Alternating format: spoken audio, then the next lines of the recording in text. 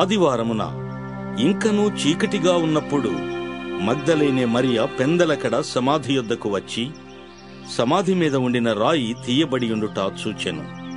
గనుక ఆమె పరుగెత్తుకును పేతురునొద్దకును యేసు ప్రేమించిన ఆ మరి ఒక శిష్యుని యొద్దకును వచ్చి,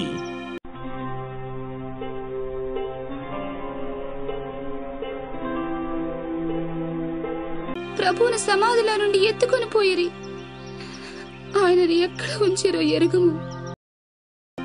కాబట్టి పేతురును ఆ శిష్యుడును బయలుదేరి సమాధి యొద్దకు వచ్చిరి.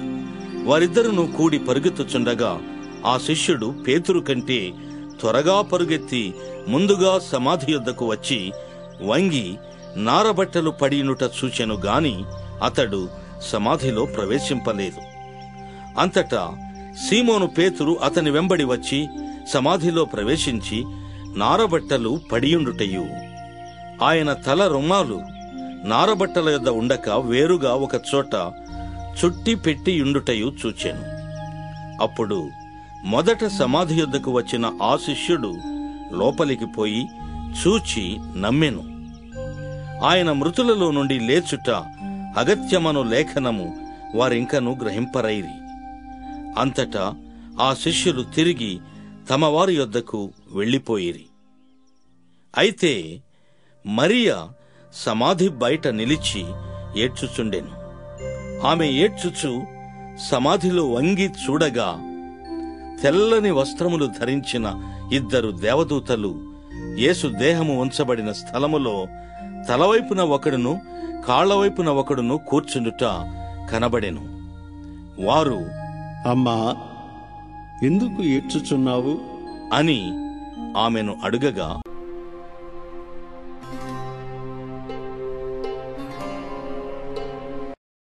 ఆమె, నా ప్రభువుని ఎవరో ఎత్తుకొని పోయిరి, ఆయనని ఎక్కడ ఉంచారో నాకు తెలియలేదు అని చెప్పెను. ఆమె ఈ మాట చెప్పి వెనుక తట్టు తిరిగి యేసు నిలిచి ఉండుట చూచెను గాని ఆయన యేసు అని గుర్తుపట్టలేదు. యేసు, అమ్మా, ఎందుకు ఏడ్చుచున్నావు? ఎవరిని వెదకుచున్నావు?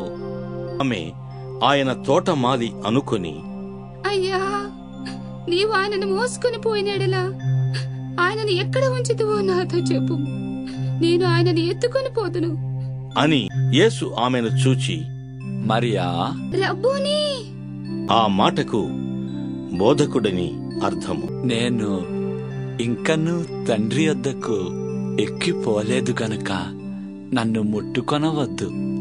అయితే నా సహోదరుల యొద్దకు వెళ్ళి నా తండ్రియు మీ తండ్రియు నా దేవుడును మీ దేవుడునైనా వాని యొద్దకు ఎక్కిపోవచ్చున్నానని వారితో చెప్పుము అనెను. మరియ వచ్చి, నేను ప్రభువును చూచితిని, ఆయన నాతో ఈ మాటలు చెప్పెను అని శిష్యులకు తెలియచేశాను. ఆదివారము సాయంకాలమున శిష్యులు యూదులకు భయపడి తాము కూడియున్న ఇంటి తలుపులు మూసుకొని ఉండగా యేసు వచ్చి మధ్యను నిలిచి, మీకు సమాధానము కలుగునుగాక అని ఆయన అలాగు చెప్పి వారికి తన చేతులను ప్రక్కను చూపగా శిష్యులు ప్రభువును చూచి సంతోషించిరి. అప్పుడు యేసు, మీకు సమాధానము కలుగునుగాక.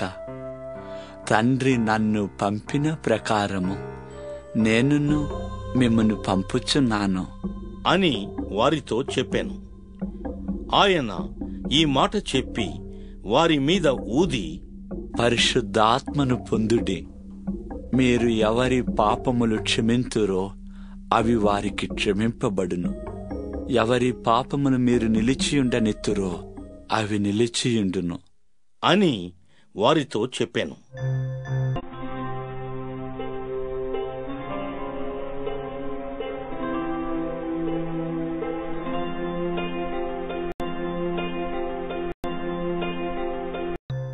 యేసు వచ్చినప్పుడు 12 మందిలో ఒకడైన దిదుమ అనబడిన తోమ వారితో లేకపోయెను.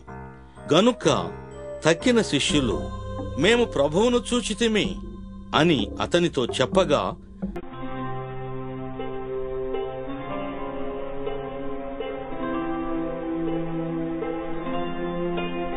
అతడు నేనాయన చేతులలో మేకుల గుర్తును చూచి నా వ్రేలు ఆ మేకుల గుర్తులో పెట్టి నా చెయ్యి ఆయన ప్రక్కలో ఉంచితేనే గాని నమ్మను అని వారితో చెప్పాను. 8 దినములైన తరువాత ఆయన శిష్యులు మరల లోపల ఉన్నప్పుడు తోమా వారితో కూడా ఉండెను. తలుపులు మూయబడి ఉండగా యేసు వచ్చి మధ్యను నిలిచి, మీకు సమాధానము కలుగునుగాక అనెను.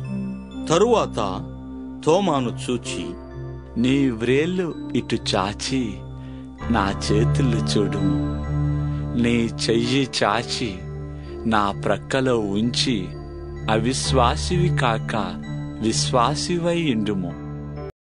నా ప్రభువా, నా దేవా,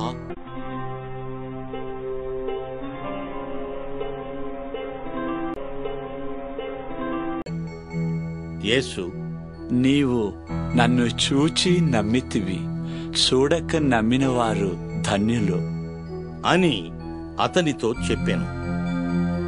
మరియు అనేకమైన ఇతర సూచక క్రియలను యేసు తన శిష్యుల ఎదుట చేసెను.